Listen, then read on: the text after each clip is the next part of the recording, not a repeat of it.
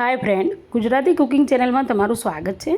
आज આપણે કાચી કેરીનો એકદમ મજાનો જ્યુસ બનાવવાની છીએ, કારણ કે એપ્રિલ અને મે મહિનાની ગરમી એટલે સખતની ગરમી હોય છે અને આ ટાઈમે બધાને ડિહાઇડ્રેશન અને લૂ લાગવાની બધી બહુ સંભાવના રહેલી છે। તો એનાથી બચવા માટે આપણે આજે બિલકુલ એકલી કાચી કેરીનો જ્યુસ જ બનાવવાનો છે ને એ પીવાનો છે।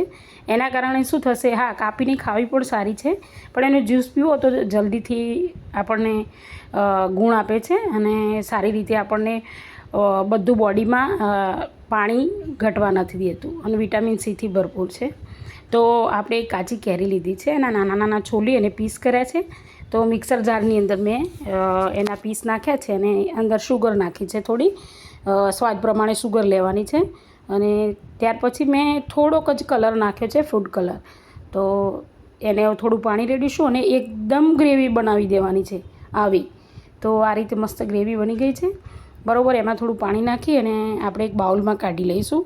બાઉલમાં એટલા માટે કે આપણે એને ટેસ્ટ કરી શકીએ કે કેવું છે, એમ કે ખાટી વધારે નથી ને એમ કે મીઠી વધારે નથી બની જાય શુગરના લીધે।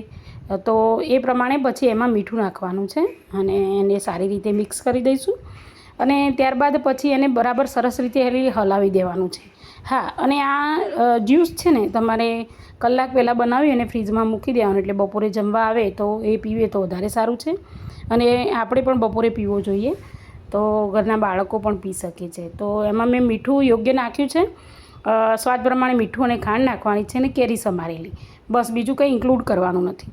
હવે એને આપણે સારી રીતે ગળી લઈશું। આની અંદર પાણી થોડું નાખી અને ગળી લઈશું। આમ કપડાથી ગળ્યું હોય તો સારું, પણ કપડાથી ગળવાથી તકલીફ શું થાય છે કે એનો પલ્પ બધો જ જતો રહે છે, એટલે શું છે કે જે એની ઇમ્યુનિટી અને આપણને જે મળવું જોઈએ ખરેખર મળતું નથી કંઈ, એટલે અને ટેસ્ટ બી એટલો બધો સારો નથી લાગતો।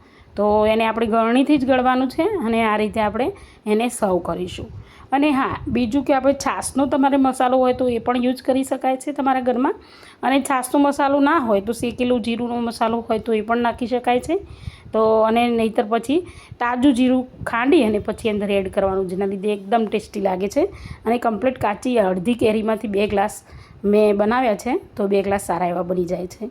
તો તમે પણ બનાવજો અને આટલા સરસ વિડીયો બનાવો, સબસ્ક્રાઈબ કેમ નથી કરતા? પ્લીઝ લાઇક, શેર અને સબસ્ક્રાઈબ કરો અને મને કોમેન્ટમાં જણાવો કે તમને મારા વિડીયો કેવા લાગે છે અને તમે ક્યાંથી જોઈ રહ્યા છો। આ અહીંયા મેં જીરાનો પાવડર જ એડ કર્યો છે, જે ટેસ્ટમાં વધારે કેરી સાથે જીરાનો પાવડરનો ટેસ્ટ બહુ જ મસ્ત લાગે છે અને બાળકો પણ પી જાય છે ને બધાને ભાવે છે। તો ફરી મળીશું આવતા વિડીયોમાં, ત્યાં સુધી રજા લઉં છું, બાય।